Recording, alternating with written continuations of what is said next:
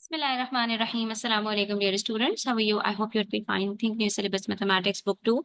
Today we are going to do exercise 7C, in which we are provided with some of these statements where we have to identify that which of these statements are inverse proportion and which of them are not. So starting from part A, this says the number of pencils Ali buys and the total cost of the pencils. So we have discussed it in detail that which of the quantities are in direct proportion. When one quantity increases, the other one automatically increase.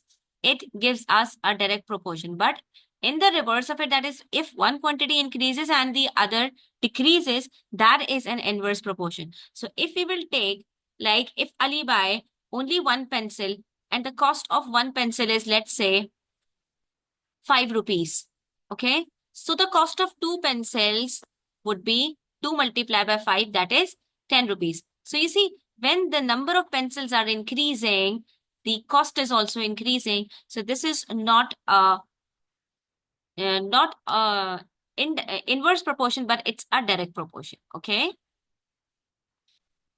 Then comes the number of taps filling a tank and the time taken to fill the tank. So let's say that there are, for example, 4 taps. Okay, which are taking, let's say, 40 minutes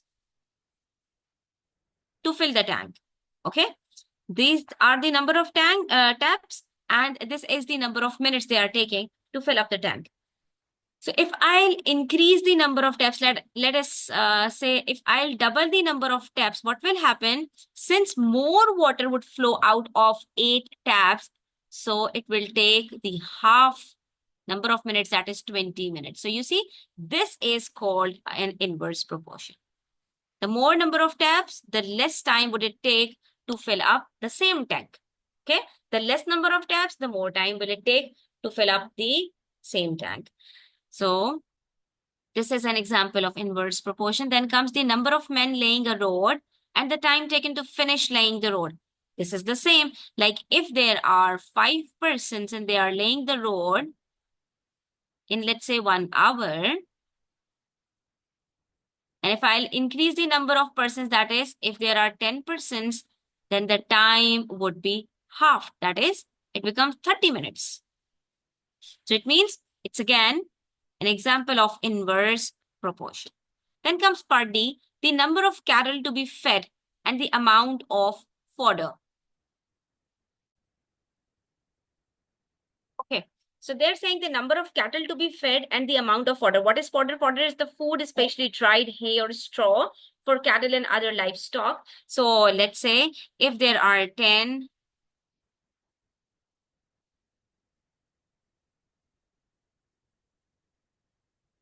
goats or 10 sheep or whatever, and they need, for example, 1 kg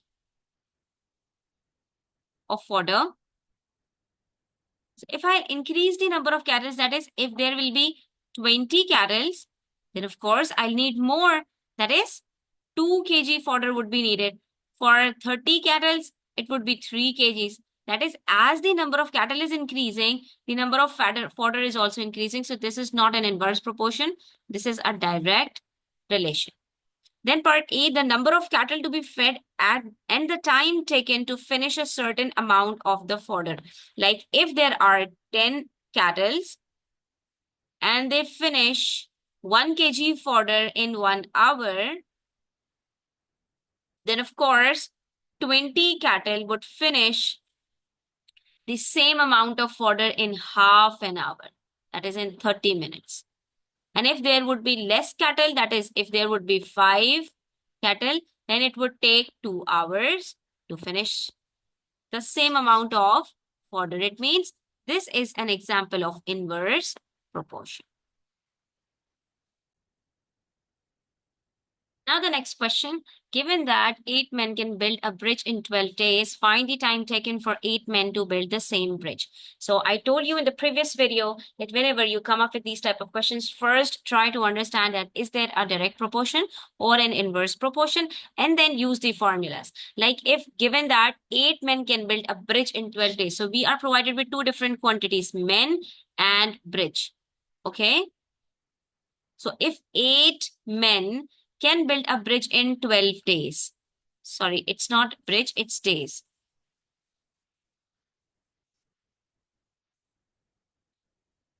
And we have to find out the time taken for 6 men to build the same bridge. So it means we are provided with 6 men. So we will put 6 below 8.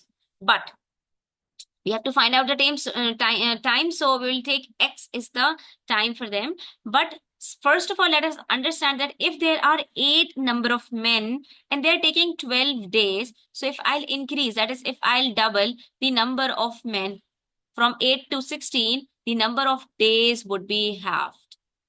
That is, half time would be taken by the double number of men, because the more number of men, the less days would be taken by them to complete the same project. So it means there is an inverse proportion. Now what we have to do? We have to figure out that which of the quantities would be x1, y1, x2, y2. So just keep this in mind that whatever statement number 1 is, take it like x1, y1.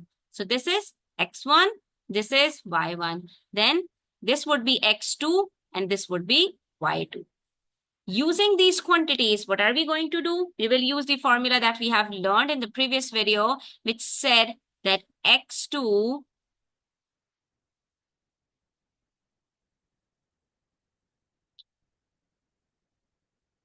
y2 is equals to x1 y1. Now what we have to do? We just have to substitute the values.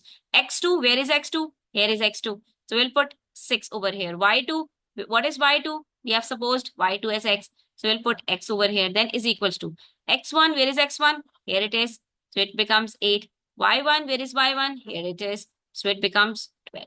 So what we will do? We will multiply 8 with 12 and then divide it by 6 to get the final answer. That's it. So it would be 6x is equals to 8 12s are 96. And then you will divide 96 by 6. So the final answer would be 16.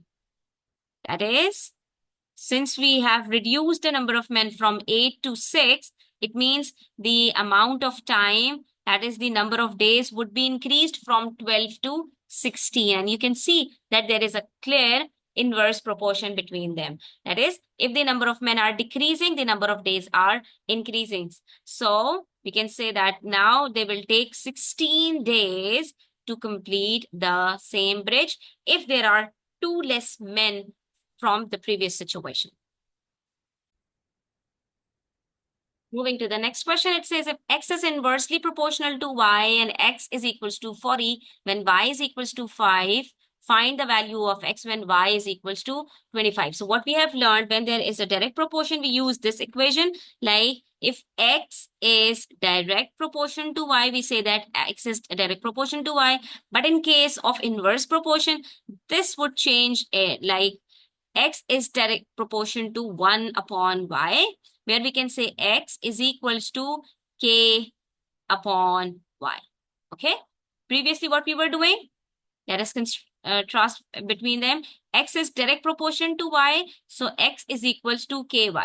And if it comes to x is inversely proportional to y, so it is x is equals to k upon y. This is the difference between them that you have to learn by practicing. Now, if they're saying if x is inversely proportional to y and x is equals to 40, so what are we going to do? We will substitute the value of x with 40 is equals to k. We have to find out the value of k. So k would remain as it is and y is 5. So we can say that instead of substituting the value right here, we can also do one thing, and that is that if x is equals to k upon y, it means xy is equals to k. And in this case, in direct proportion, x upon y is equals to k. This is what you have to remember. This is for the direct proportion and this is for the inverse proportion. It means whenever we will multiply x and y in an inverse proportion, we will always get a constant value, which is denoted by k. So in this case, if we will take xy as 40 multiply by 5 given over here, okay, we will always substitute the values of x and y from the first statement to find out the value of the constant. So it would be 4 5s are 20 and the answer would be 200. It means K would be 200. Whenever we will multiply the value of X and Y, in this case, we will always get the answer as 200. Okay? Now, moving to the next part, it says the value of X when Y is equals to 25. So we have to find out the value of X when Y is equals to 25. So using this equation, which is X is equals to 200 upon Y, or you can use XY is equals to 200, whatever you like. You can use both the equations. Okay? These are the two equations that we have to. So this is the answer to part 2. Find an equation connecting X and Y. This is the connection between X and Y. So X is equals to 200 upon Y. This would be better. Do not use this one because these are not connecting X, Y in inverse proportion. They are on the same sides. So this would be better. Now we have to find out the value of X and Y is equals to when Y is equals to 25.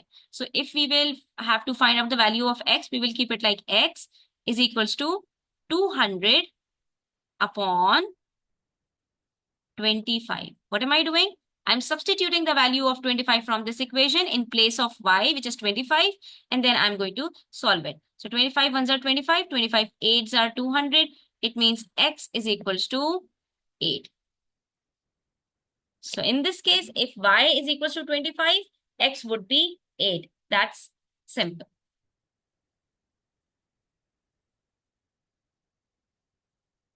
And now we have to find out the value of Y when X is equals to 400. Again, using the same equation. We have to use the same equation. First, we have to build this equation using the values of X and Y in the first statement. Then we have to use this equation. So again, using this equation, X is equals to 200 upon Y. But this time, what are we going to do? We will